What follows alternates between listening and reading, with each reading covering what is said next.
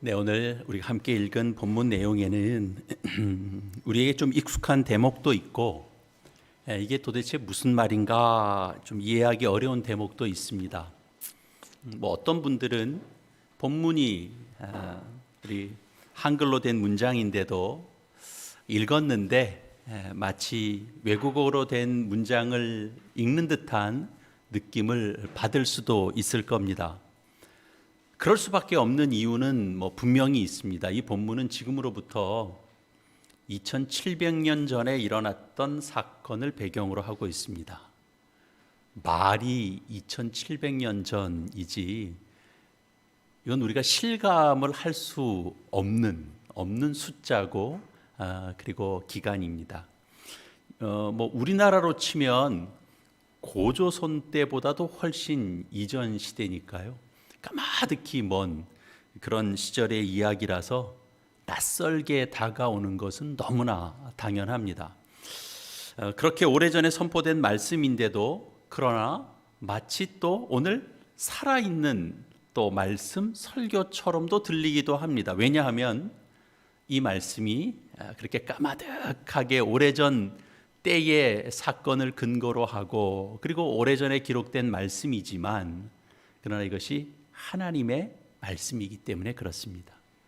여러분에게도 이 말씀이 생생하게 들려지기를 바랍니다. 호세아 선지자는 그러니까 기원전 8세기 초, 그러니까 지금으로부터 2700년 전에 북이스라엘에서 활동한 선지자입니다. 호세아는 북이스라엘의 문제가 무엇인지를 이제 짚는 것으로부터 이제 말씀을 시작하는 겁니다. 그것이 2절 말씀에서 그 상황을 정확하게 묘사하고 있습니다. 선지자들이 그들을 부를수록 그들은 점점 더 멀리하고 바알들에게 제사하고 아로 새긴 우상 앞에서 분향하였느니라.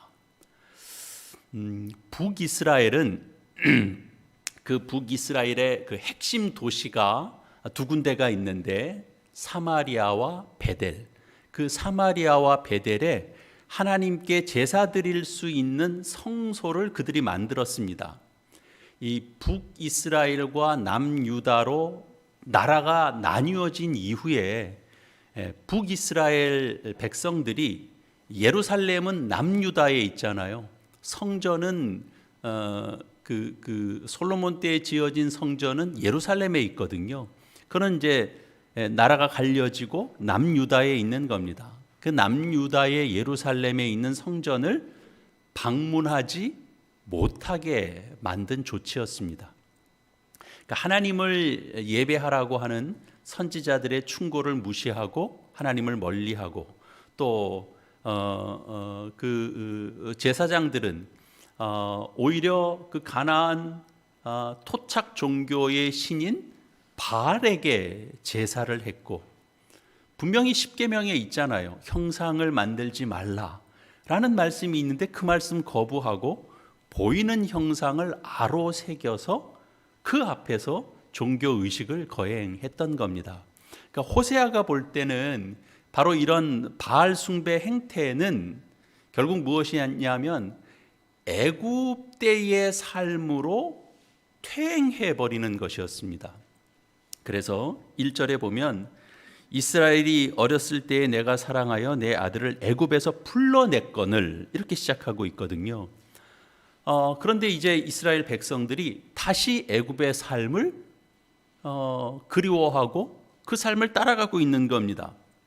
애굽은 그럴 만한 장점이 있는 나라였습니다. 그런 제국이었습니다. 피라미드만 하더라도 애굽이 가지고 있는 어떤 국력이랄까요? 기술력이라고 할까요? 그런 문명이 대단했던 그런 나라입니다. 이스라엘 백성들은 본래는 애굽의 그 나일강 유역의 고센 지방, 고센 지역이라고 하는 비교적 비옥한 지역에서 이제 목축에 종사하고 나름 잘 지냈습니다. 그런데 우리 출애굽기 기록에서 보는 바와 같이 이제 요셉을 알지 못하는 왕조가 들어서면서 이스라엘 백성들은 고난이 시작됐습니다. 고된 노동에 시달리게 됐습니다. 그 고된 노동으로 이스라엘 백성들은 하나님께 부르짖었습니다. 하나님은 모세를 세워서 이스라엘 민족을 애굽에서 나오게 하셨습니다. 그리고 여러분들께서 아실만하게 이스라엘은 애굽에서 나왔는데 광야 40년을 겪습니다. 그 광야 40년은 그야말로 고난의 행군이었습니다. 먹을거리, 또 마실 물이, 또 떨어지는 일들이 자주 발생했고, 그럴 때마다 애굽으로 다시 돌아가자라고 주장하는 사람들이 나왔습니다. 그리고 실제로 돌아간 사람도 있었으리라 추정이 됩니다. 광야 여정길에 이스라엘 백성들 중에는 이제 성경이 묘사하듯이 모세와 아론의 리더십에 도전하는 이들도 있었습니다. 그들을 성경은 방자한 이들이 그들 가운데 나왔다 그럽니다. 모세가 레위 자손들을 동원해서 이스라엘 백성 중에 3,000명을 죽이게 하는 일도 광야에서는 벌어졌습니다. 그러니까 일종의 내전 같은 일이 광야에서도 벌어졌던 겁니다. 모세는 이런 상황들도 어느 정도 예상했을 겁니다. 그럼에도 불구하고 이 출애굽을 이끌어 갔던 이유는 이를테면 예수님께서 공생애를 시작하시면서 예수님께서도 이런 말씀을 하셨잖아요. 그 말씀 구약의 말씀을 인용했던 것이거든요. 사람이 그 떡으로만 사는 것이 아니고 하나님의 말씀으로 산다라는 말씀을 했죠. 바로 이 믿음 때문에 모세도 이 백성들을 이끌고 나아가고 있는 겁니다. 만약에 단지 먹고 사는 문제만 생각했다면 그들은 애굽을 떠날 이유가 없습니다. 애굽을 떠나지 말았어야 합니다. 그들의 믿음과 선택은 이를테면 그들이 가지고 있는 소유를 버리고 예수를 따랐던 그런 제자들의 삶을 사실은 따라갔던 그런 이제 행보였던 거죠. 어떤 사람들은 그 당시 애굽이 정말 잘 살던 제국이었으니까 노동이 고단하다 할지라도 거기서 지내면서 그들이 여호와 신앙을 가지고 살면 되지, 그렇게 생각하는 사람도 있을지 모르겠습니다. 그러나 그게 그렇지 않습니다. 애굽은 태양신을 섬기고 바로를 신의 아들이라고 섬기는 그런 땅입니다. 거기서 창조주 하나님을 섬기고 믿고 산다라고 하는 그것은 불가능한 일입니다. 애굽 땅에서 단지 이스라엘만의 고유한 방식으로 하나님께 제사를 드릴 수 있는가라고 하는 그런 단지 종교적인 어떤 형식의 문제만이 아닙니다. 애굽이라고 하는 제국 안에 그들 안에 작동되고 있는 통치 구조, 그런 원리, 그런 것들을 그들이 버텨낼 수 없는 겁니다. 마치 지금 우리 대한민국 안에 우리 믿는 자, 불신자와 신자들이 다 함께 살잖아요. 그러나 어쨌든 이 땅 아래 살고 있는 한 이 세상이, 이 통치 구조, 이 원리 속에서 물론 다 잘 돌아가는 구조가 아니잖아요. 분명히 여기에는 부조리함이 있지만 이런 것들을 우리가 다 거스르면서 살지 못하는 것과 같습니다. 따라갑니다. 따라가면서 우리가 신앙적인 싸움들을 해나가는 거죠. 그래서 이스라엘은 애굽을 나왔고 그리고 출애굽한 이후로 광야 40년을 유목민으로서 살면서 이스라엘은 이를테면 이제 하나님의 백성으로서 그 수련의 시간을 거친 겁니다. 그 수련의 시간을 마쳤습니다. 그들의 수련을 위해서 율법이 주어졌었죠. 그래서 그 율법을 토대로 해서 그들이 하나님께 예배하고 제사하고 성막을 중심으로 하나님께 예배하고 또 제사 드리는 그런 과정들을 거치면서 그들의 신앙의 기초를 다진 겁니다. 예수님께서도 공생애를 시작하시면서 광야에서 40일 금식하시면서 그 사단의 시험을 치른 그런 과정이 있었죠. 그들이 이제 꿈에 그리던 가나안에 정착하고 그리고 나서는 이제 광야 40년의 수련 기간을 마쳤잖아요. 그리고 꿈에 그리던 가나안 땅에 들어섰잖아요. 그들에게 땅이 분배됐잖아요.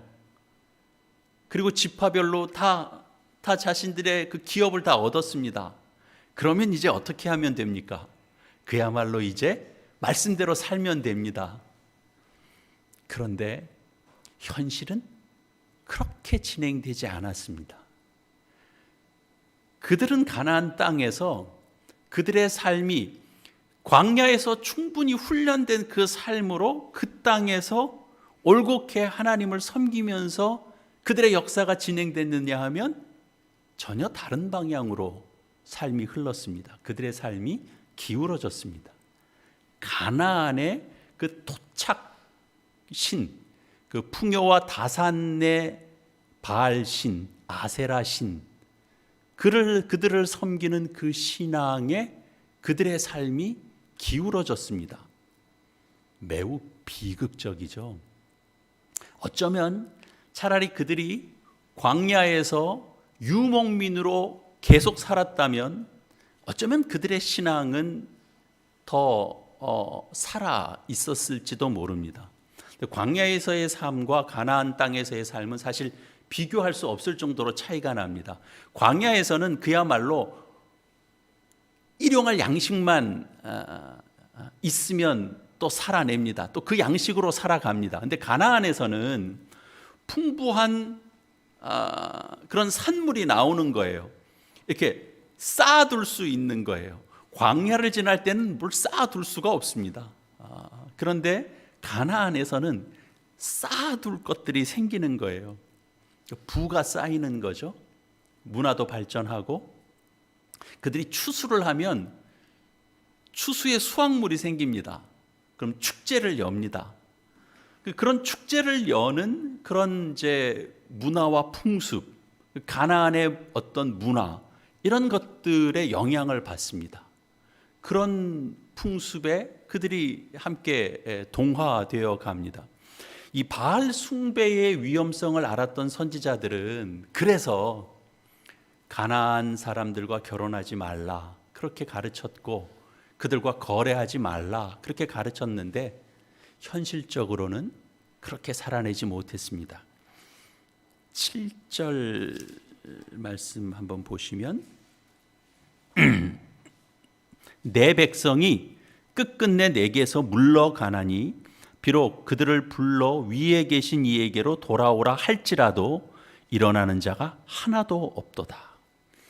모세를 중심으로 한 이 이스라엘은 이 출애굽만이 생명을 얻는 유일한 길이라고 생각해서 정말 높은 산을 오르는 그런 어떤 한 걸음을 내딛는 그런 심정으로 애굽을 떠났는데 결과는 어떻게 됐다고요? 다시 애굽 시대로 돌아가 버렸다고요. 선지자들이 정말 통탄할 일이 벌어진 겁니다. 결과가 그런 겁니다. 어렵사리 이제 이 도박 세계에 빠져서 이 다 망가져 버린 자식을 어렵게 꺼내 왔더니 얼마 못 가서 다시 그 세계에 빠져든 것과 똑같습니다. 돌아오라 할지라도 일어나는 자가 하나도 없도다. 하나도 없도다. 여러분 이런 절망적인 상황이라면 어떨까요? 하나님의 심판을 외칠 수밖에 없지 않겠습니까? 5절 6절에 보면 호세아는 아수르 사람들의 칼을 언급하고 있습니다. 당대 제국이었던 아수르가 이스라엘의 성읍을 치고 빗장을 깨트릴 것이다 라는 거죠. 그런데 이 말씀은 이제 호세아가 그 활동이 끝날 즈음에 실제로 북이스라엘은 아수르에 의해서 망합니다. 멸망하게 됩니다. 이것으로 북이스라엘의 역사는 끝이 났고 역사도 실제로 그렇게 흘렀습니다. 호세아는 그 영적인 감수성이 강했잖아요. 그러니까 하나님께서 그런 말씀을 해오실 때 그가 음란한 여인과 실제로 결혼하고 자식을 낳는 사람입니다. 호세아는 그런 영적인 감수성이 뛰어났던 사람입니다. 그러니 그 상황들을 보면서 자포자기하는 심정이 호세아에게는 없었을까요? 세상 사람들도 이 세상이 이렇게 보다 보면 무슨 사건 사고들 속에서 야, 정말 세상이 너무 치졸하다, 세상이 너무 잔혹하다, 세상이 너무 비인간적이다, 아니 세상에 법이 있는데 왜 법이 제대로 시행이 안 되냐, 이거 너무 무력하다, 우리가 할 수 있는 일이 이것밖에 안 되냐, 뭐를 하려고 그러는데 뭘 할 수 있는 방법이 도무지 없냐, 이런 생각이 들면 자포자기하는 심정이 들죠. 여러분, 세상이 그렇게 돌아가는 것만이 아니고 우리 자신이 그런 심정들을 겪곤 합니다. 사람이 너무 비열하다라는 것을 느낀다거나, 아니면 내가 이런 모욕감을 내가 받아도 되나? 나한테 이런 모욕을 주는 사람이 있나? 그러면 정말 사람이 싫다, 세상에 사람이 싫다, 다 싫다. 이럴 때는 우리 자신도 에라, 나도 모르겠다, 될 대로 되라, 이젠 나는 아무것도 신경 안 쓰겠다, 내가 무슨 일에 내가 간섭하나 봐라, 나 그냥 될 대로 되라는 심정으로 그렇게 우리도 생각을 먹을 때가 있습니다. 이 절망적인 상황에서 호세아는 전혀 다른 관점을 이스라엘 백성들에게 전합니다. 선지자의 음성이 이제 8절에 또 울려 퍼지는데요. 에브라임이여, 내가 어찌 너를 놓겠느냐, 이스라엘이여, 내가 어찌 너를 버리겠느냐, 내가 어찌 너를 아드마같이 놓겠느냐, 어찌 너를 스보임같이 두겠느냐, 내 마음이 내 속에서 돌이키어 나의 긍휼이 온전히 불붙듯 하도다. 여기 에브라임은 12지파의 한 지파를 가리킵니다. 북이스라엘의 중심 지파입니다. 그래서 북이스라엘을 다른 말로 에브라임이라고도 불립니다. 여기 아드마와 스보임은 우리가 잘 아는 소돔과 고모라처럼 자연재해로 몰락한 그런 이제 도시입니다. 호세아는 자기 조국 이스라엘, 북이스라엘의 파국을 내다보면서 마지막으로 하나님의 긍휼을 붙들고 있습니다. 다른 길이 없습니다. 하나님의 긍휼만이 살아날 유일한 길입니다. 그래서 호세아는 9절에서 절규하듯이 이제 이렇게 이어가죠. 하나님께서 마땅히 내려야 할 그 진노의, 그 맹렬한 진노를 내리지 않고 이스라엘을 버리지 않는 이유는 하나님은 사람과 달리 거룩한 이시라는 데 있다라는 겁니다. 거룩한 이, 거룩하신 분. 모세가 호렙산에서 타지는 않는데 불이 붙은 그 떨기 나무에서 하나님을 경험했을 때 그렇게 말씀하셨죠. 내가 선 곳은 거룩한 땅이니 내 발에서 신을 벗으라. 그렇게 말씀하는 소리를 듣습니다. 이사야 선지자도 그가 성전에서 거룩하다, 거룩하다, 거룩하다라고 하는 그 천사들의, 그 스랍들의 합창을 듣습니다. 그러니까 하나님을 경험한 사람들은 모두가 다 하나님을 거룩하신 존재로 표현하게 됩니다. 여러분, 하나님은 거룩하시다라는 말은, 거룩은 이렇게 도려낸다 그런 뜻이거든요. 그래서 우리는 그냥 구별된 분이시다라는 정도로만 생각합니다. 하나님은 구별된 분이시고 우리를 거룩히 여기신다는 건 우리를 세상 가운데서 이렇게 도려내서 특별하게 구별된 존재로 여긴다라는 정도로만 생각합니다. 그 이상입니다. 거룩하다라는 속에는 하나님의 생각이 우리의 생각과 다르다라고 하는 것이 여기 담겨져 있고요. 하나님은 그렇게 다른 분이신데 우리와 관계 맺고 싶어 하시는 분으로 존재하고 있는 겁니다. 여러분, 우리의 생각은 좋아질 가능성이 전혀 없는 이스라엘 백성은 에라, 이제 나도 모르겠다, 어떻게 이렇게까지 망가지냐, 사람들이 될 대로 되라, 심판받아 마땅하다, 그렇게 생각하게 될 겁니다.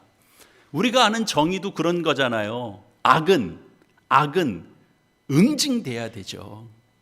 우리 시대 우리가 갖고 있는 생각 다 그런 거 아닙니까? 거기에는 믿는 자나 불신자나 별 차이가 없습니다.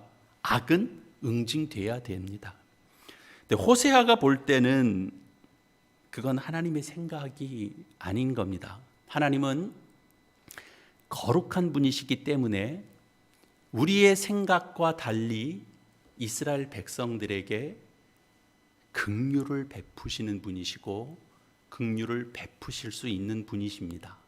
근데 여러분, 이게 말이 되나요? 우리가 이제 흔히 이름 붙이는 일명 그 탕자의 비유, 예수님께서 하신 비유의 말씀이죠.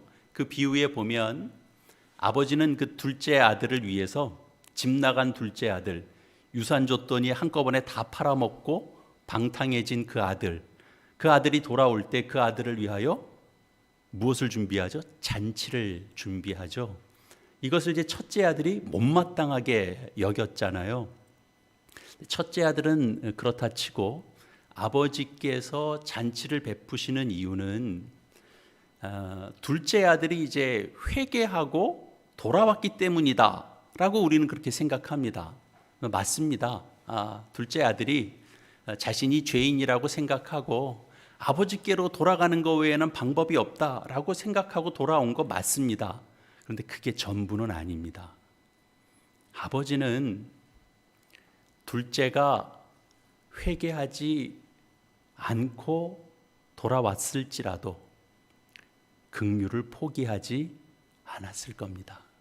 그렇지 않습니까? 하나님의 긍휼은 우리가 착한가, 착하지 않은가, 우리가 꼭 회개를 했는가, 회개를 하지 않았는가, 그것들을 다 초월합니다. 하나님은 본래 악한 자들에게도 비와 햇볕을 비춰주시는 분이십니다. 그러니까 하나님의 긍휼은 사람들이 생각하는 선과 악을 사실은 초월합니다. 조금 역설적으로 표현하면요, 하나님의 긍휼을 긍휼로 받아들이지 못하는 것 자체가 하나님의 심판일 수 있습니다. 그렇지 않나요? 하나님의 긍휼을 긍휼로 끝까지 못 받아들이는 자가 있다면 하나님의 복된 것이 무엇인지를 모르는 자일 겁니다. 호세아는 그 사실을 전하려고 실제로는 이스라엘이 망할 수밖에 없겠으나, 파멸할 수밖에 없겠으나 하나님께서 긍휼하시기 때문에 너희를 지키신다라고 그가 외쳤던 겁니다. 나의 긍휼이 온전히 불 붙듯 하도다라고 하는 표현은 대단히 인간적인 표현입니다. 우리가 일상에서 사용하는 이런 표현과 똑같은 겁니다. 내가 그냥 불쌍해서 죽겠어. 내가 그 사람 볼 때마다 나 그냥 불쌍해서 죽겠어. 이유는 뭔지 몰라. 이런 감정과 똑같은 겁니다. 호세아는 달리 표현할 방법이 없어서 인간적인 감정을 표현해서 하나님을 묘사했지만 정작 말하려고 하는 핵심은 뭐냐 하면 그분만이 거룩하신 분이시기 때문에 우리가 생각하는 생각과 달리 북이스라엘 백성들에게 진노하시지만 그러나 그 진노 속에서도 그들을 어떻게 여기신다고요? 그들을 불쌍히 여기신다고요. 바알을 섬기고 우상에게 절하는 북이스라엘 백성이 구원받을 수 있는 유일한 길은 뭐냐?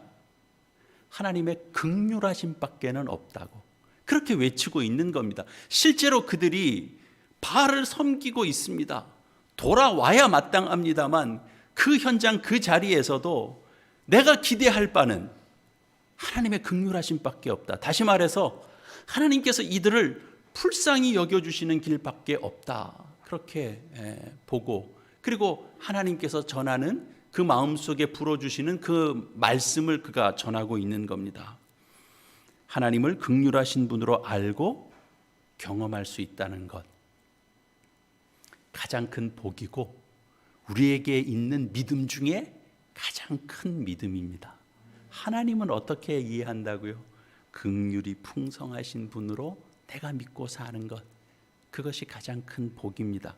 여러분, 하나님의 긍휼은 사실 우리에게 두 가지 관점을 줍니다. 하나는 우리가 하나님의 긍휼을 입지 않으면 안 될 정도로 우리가 참 부끄럽게 산다라는 걸 전제로 하고 있습니다. 우리가 드리는 기도에는 우리가 죄를 구하는 기도의 내용이 담겨져 있습니다. 그러나 그것만 구하지 않습니다.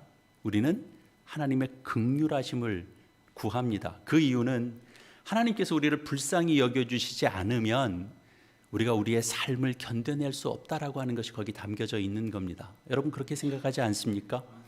우리는 호세아 시대의 이스라엘 백성들과 다를 바 없이 바알에게 제사하고 우상 앞에 분향합니다. 몇 년 전에 목사들이 참가하는 세미나에 저도 함께 이제 참석했어요. 거기서 말씀 전하고 이제 기도를 주도하시던 목사님이 이제 쭉 기도를 이어가시다가 우리가 막 뜨겁게 통성기도하고 그랬습니다. 근데 이제 마무리 기도를 하세요. 회개 기도도 하세요. 근데 갑자기 이제 막 기도를 이렇게 하시다가 우리가 무당보다도 못한 죄인입니다, 이렇게 이제 기도를 하셨어요. 나중에 이제 다 끝나고 나서 이제 제 동료 목사가 저한테 이런 얘기를 하더라고요. 나 뜨겁게 기도하고 막 통성 기도하고 막 나도 막 내가 되게 회개 기도하고 막 그랬는데 그 목사가 기도를 이렇게 쭉 인도를 하다가 막 은혜를 받고 있는데 갑자기 우리 모두를 다 싸잡아 가지고 무당보다도 못한 목사들입니다 그러는데 내가 그 대목에서 딱 막혔다는 거예요. 딱 닫혀버렸다는 거예요.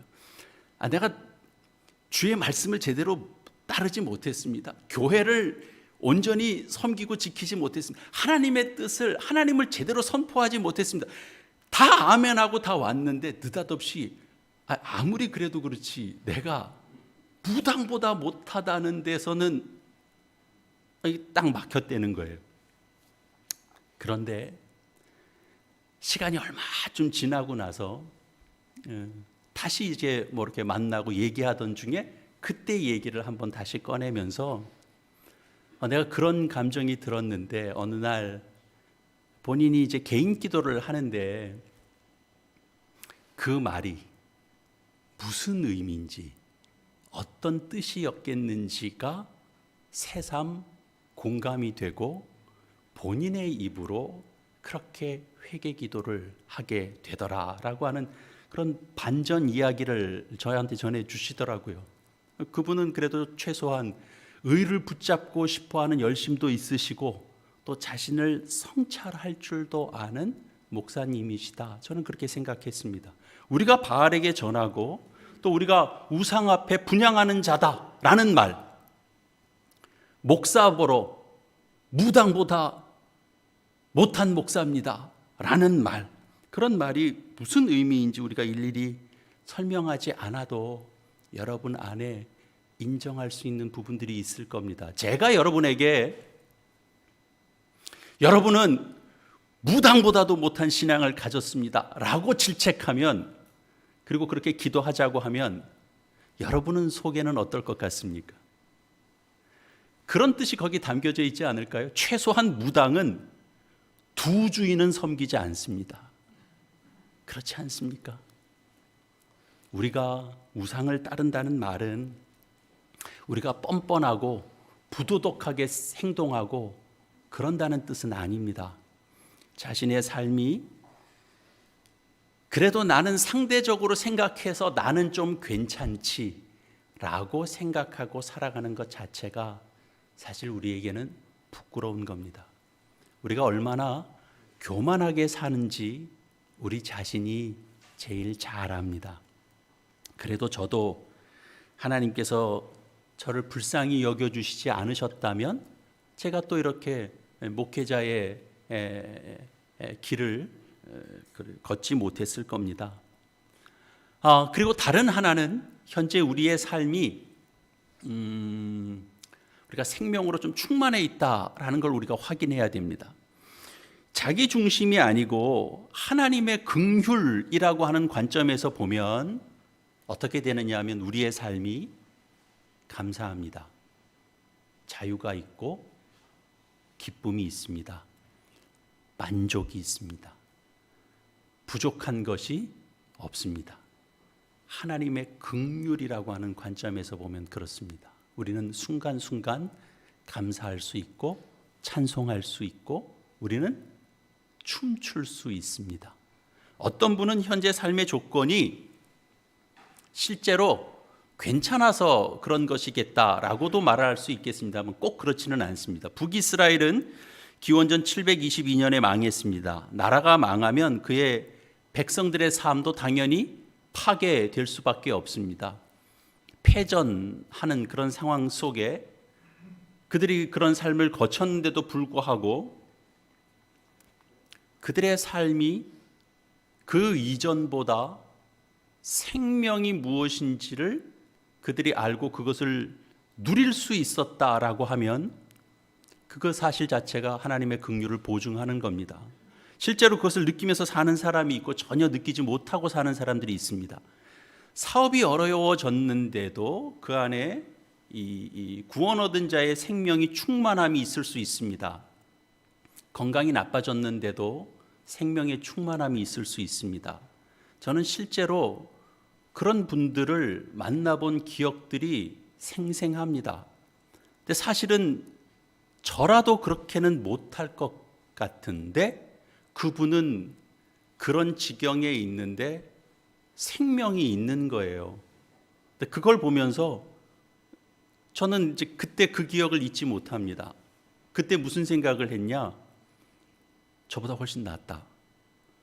세상에 목사보다 훌륭한 신자들이 너무 많다. 그 생각을 하면서 살고 있습니다. 여러분, 행복은 큰 것만으로 큰 것이 느껴져서만 행복을 누리는 건 결코 아닙니다. 신앙이 깊어질수록 사실은 작은 데서 그 깊이와 신비와 그 만족감을 느끼게 됩니다. 보통 나이가 들어가면 대부분 그런 말 합니다. 작은 일에 감사하는 고백이 많아진다. 그런 말씀들을 자주 하십니다. 걸을 수 있는 것이 감사하고 내 손으로 내가 뭘 이렇게 문을 여닫을 수 있는 것이 감사하고 내 눈으로 볼 수 있고 들을 수 있어서 감사하다.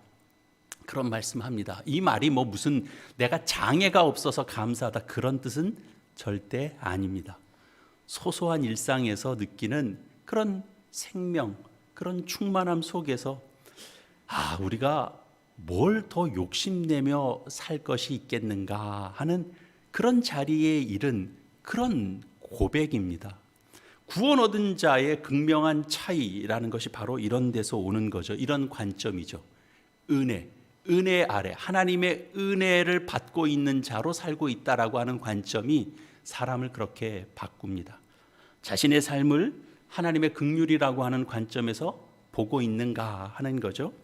설교 앞대목에서 호세아가 이스라엘 백성들의 잘못을 풍요의 신이라고 불리는 바알 숭배에 빠져서 그들의 삶이 기울어진 것 때문이었다라는 말씀을 드렸습니다.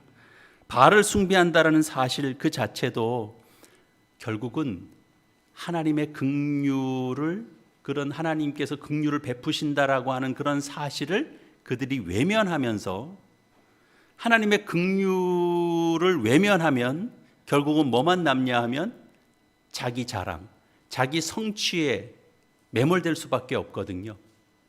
그게 악순환입니다. 여러분, 긍휼을 모르니까 자기 성취에 매달리게 되고 자기의 성취에 매달리면 매달릴수록 뭐는 사라져요? 하나님의 긍휼은 사라지게 됩니다. 예수님께서 뭐라고 말씀하셨습니까? 무엇을 먹을까, 무엇을 마실까, 입을까 염려하지 말라고 했죠. 그러면서 덧붙이신 말씀이 뭐냐 하면 이방인들의 염려에 떨어지지 말라라고 하시면서 하나님 나라에 더 깊은 관심을 두고 살라고 말씀하셨습니다. 그의 나라와 그의 의를 구하라 라고 말씀하셨습니다. 그게 무슨 뜻이겠습니까? 악순환에서 벗어나라 그런 겁니다. 먹을 것, 입을 것 거기에만 계속 돌면 악순환에서 벗어날 방법이 없는 겁니다. 하나님의 긍휼하심, 하나님의 간섭하심, 하나님의 일하심, 그의 나라와 그의 의를 위하여 구하는 삶으로 그의 삶이 나가지 않으면 이 악순환은 해결될 방법이 없는 겁니다. 바로 이 악순환에서 벗어나기 얼마나 어려운가 하는 것을 극명하게 보여주는 사건이 뭡니까? 하나님이 예수님을 이 땅에 보내신 겁니다. 우리 스스로는 그 악순환을 벗어날 방법이 없습니다. 예수님은 하나님께서 이 세상을 얼마나 사랑하시는가, 우리를 얼마나 불쌍히 여기시는가, 내가 저들이 불쌍해서 죽겠다, 저들이 불쌍해 죽겠다라고 하는 가장 큰 증거가 예수님을 이 땅에 보내신 사건입니다. 요한복음 3장 16절 말씀이 어떻게 됩니까? 하나님이 세상을 사랑하사 이처럼 사랑하사 독생자를 주셨으니 이는 그를 믿는 자마다 멸망하지 않고 영생을 얻게 하려 하심이라. 우리는 뭐만 기억하죠? 그를 믿는 자마다 멸망하지 않고 영생을 얻는다. 그래서 그를 믿으면 다 영생 얻는다. 안 믿으면 지옥 간다. 그래서 나는 믿었다. 이것만 생각하죠. 처음이 어떻게 시작됐다고요? 하나님이 세상을 이처럼 사랑하사입니다. 여러분 그것이 믿어지십니까? 우리는 나 중심적으로 살고 이기적으로 살고 자기 안 된 것만 제일 안 됐어요. 자기 연민에 살아요. 그런 세상 이치에 길들여져 있기 때문에 사실 믿음이 무엇인지를 알아가는 일이 참 어렵습니다. 우리는 늘 옳고 그른 것 따지는 것 외에는 사실은 실력이 잘 없습니다. 누구는 잘했는데 누구는 잘못하더라, 그런 것 말하는 것 외에는 사실은 우리의 실력이, 그걸 예리하게 잘 보는 것도 실력이라고 말할 수는 있겠습니다만 그 이상을 넘어서지는 못합니다. 정의를 지키는 것과 사랑을 실천하는 것을 우리는 조화롭게 구현하지 못합니다. 다만 우리가 조금 우리 안에 그 흔적을 볼 수 있는 것은 여러분이 자녀를 기를 때 옳다 그르다라는 기준만으로 자녀를 키우지는 않지 않습니까? 그렇지는 않죠. 거기에는 그것이 허물어지기도 하고 그렇습니다. 하나님도 우리를 그렇게 대하십니다. 하나님이 인내심이 많다 그런 정도가 아닙니다. 하나님은 긍휼과 거룩하심을 충돌 없이 구현해 내시는 하나님이십니다. 여러분 하나님을 알고 사는 것을 복된 것으로 여기시기 바랍니다. 그 하나님을 아버지로 모시고 사는 것, 그것이 정말 행운이다, 그렇게 여기고 사시기 바랍니다. 예수 그리스도를 보내신 그 하나님 아버지의 사랑 앞에 감사할 수 있어야 합니다. 그리고 하나님이, 거룩하신 하나님이 우리와 관계 맺기를 원하고 계시고 우리의 존재는 다른 누구가 아니고 이 창조주가 되시고 온 우주 만물의 주관자가 되시는 하나님과 관계하며 살 수 있는 자로 우리를 부르셨다라고 하는 그 믿음, 그 주의 말씀을 따라 여러분 하나님 닮아가고 예수 그리스도를 닮아가는 삶을 여러분들 살아가시기를 바랍니다. 이 땅에서 크게 성공하고 또 이 땅에서 장수하는 것 이상으로 긍휼하시고 거룩하신 하나님을 믿고 섬기는 것으로 여러분 크게 자랑하시고 웃으시고, 그리고 여러분 안에 있는 짜증과 실망이 도대체 무슨 이유 때문인지 다시 들여다 보셔서 여러분이 갖는 짜증들을 극복하시기 바랍니다. 여러분 안에서 일어나는 실망을 이겨내시기 바랍니다. 그것이 바로 기독교 신앙입니다. 기도하시겠습니다.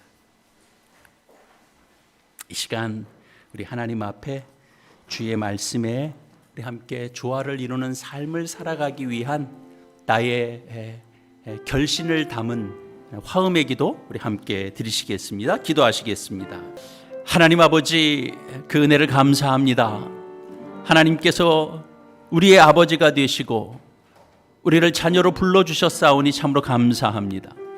하나님께서 우리를 향하여 가지신 그 진심, 그 긍휼하심, 그 거룩하심으로 우리를 깨우쳐 주셨사오니 저희도 진심을 다해서 우리의 열심을 다하여 우리의 인생을 하나님 앞에서 살아가는 존재가 되도록 주님 인도하여 주시옵소서.